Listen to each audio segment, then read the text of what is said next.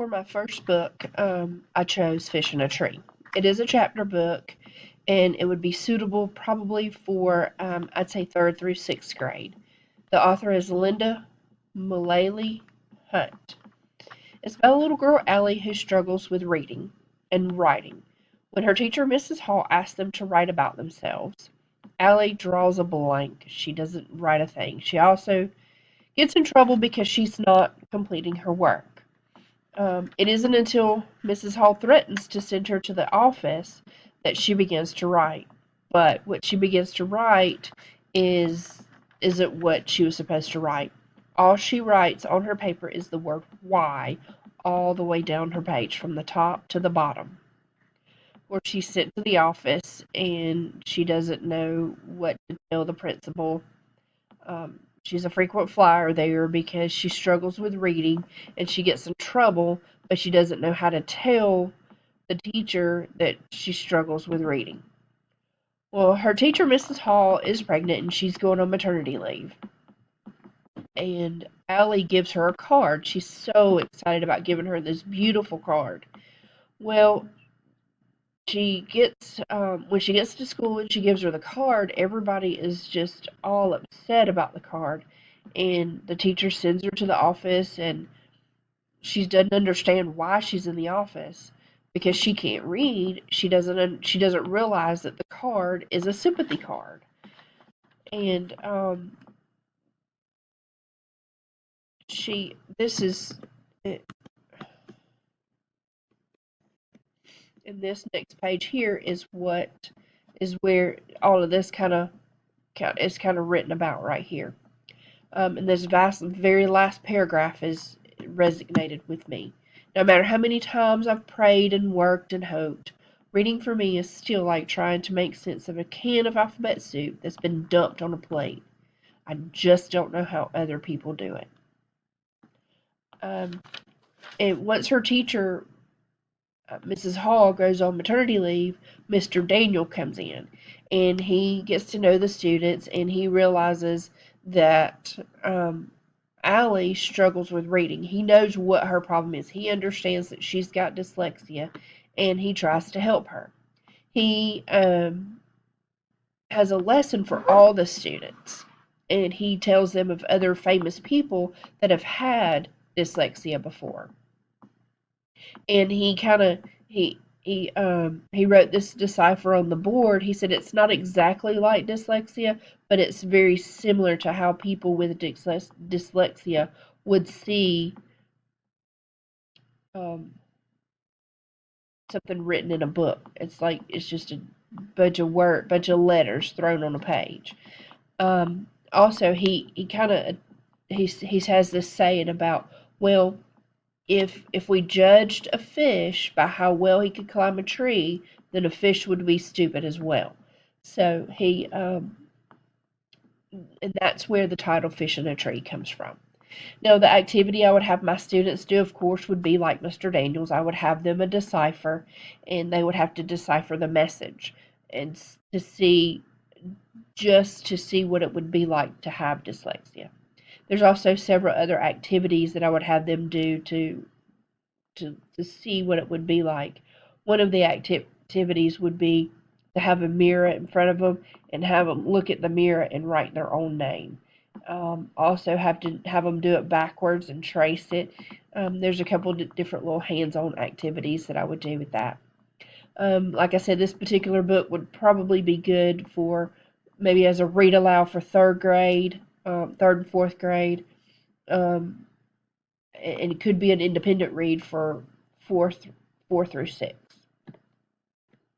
My next book was Too Many Tamales by Gary Soto. Um, this book, have you ever done something that your parents didn't told you not to do? I'm sure we all have. Well, Maria did, and she wished she would not have she would have listened to her mother. She and her mom were making tamales, and she was responsible for kneading the flour to spread on the tamales on the corn husk to wrap the tamales up in. And she was playing with her mother's ring, and she was kneading the dough, and she um, thought she had lost the ring in the dough. Well, They were expecting some company. Her cousins and family were coming over, and so when the cousins and all got there, she and her cousins went upstairs to play, and she realized that she didn't have the ring on her finger any longer, and so she says, "All right, guys, we've got to go down and eat all these tamales." So they're eating the tamales, but no ring, right? So come to find out, Mom has the ring, and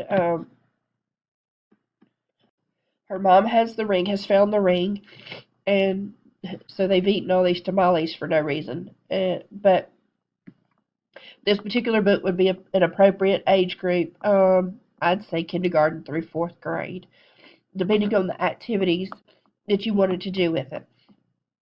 One of the activities, like maybe for the lower grades, is I would have them knead like Play-Doh and possibly just roll it up and make alphabets with it in the shape of the alphabet or numbers, to incorporate some math. And one of the things I would do for the upper grades would be for them to maybe taste test some of the cultural diverse foods that are in this particular book. I've never had a tamale, so we have them taste some of the cultural foods from this particular culture. And also, then we would write a paper on how it would compare to some foods in our culture, where maybe we might have changed that particular thing and made it into something that we have here. My next book is Pink and Say by Patricia Polacco. This particular book would be good for ages, like I'd say third through sixth grade. It is kind of set around Civil War, and Pink and Say are the most unlikely of friends. They meet each other because Pink was separated from his troop, and Say was wounded and laying on the battlefield. Um, However, his wound that he had really wasn't. I mean, it was he got shot in the knee, so he couldn't really walk. So once Pink, he stumbled upon Say, he's like, okay, I know where we gotta go. He carried him to his home and had his mom, which is Momo Bay, had his mom help him get back to health. And they became really good friends. And his mom, Pink's mom, was like, "Oh, I'm so glad to have you home." And but he knew all along that he was going back to fight in this war. Although these two boys were from two totally different cultures. Pink was from the South, and Say was from the North.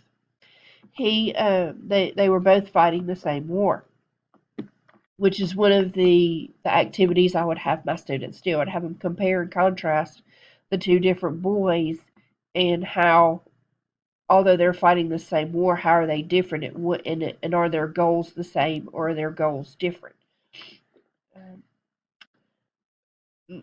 the boys, when they went back to war, they were afraid of being captured, and they were at some point. They were captured, and they were sent to the Andersonville Confederate camp. The boys, they were separated, and they never saw each other again. Now, Pink, it's been said that Pink actually was hanged a few days after being captured. Say actually got to go and start a family. He escaped, or he was released, and he started a family.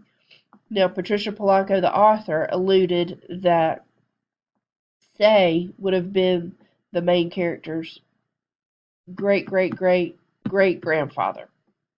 Okay, would have been her great great great grandfather.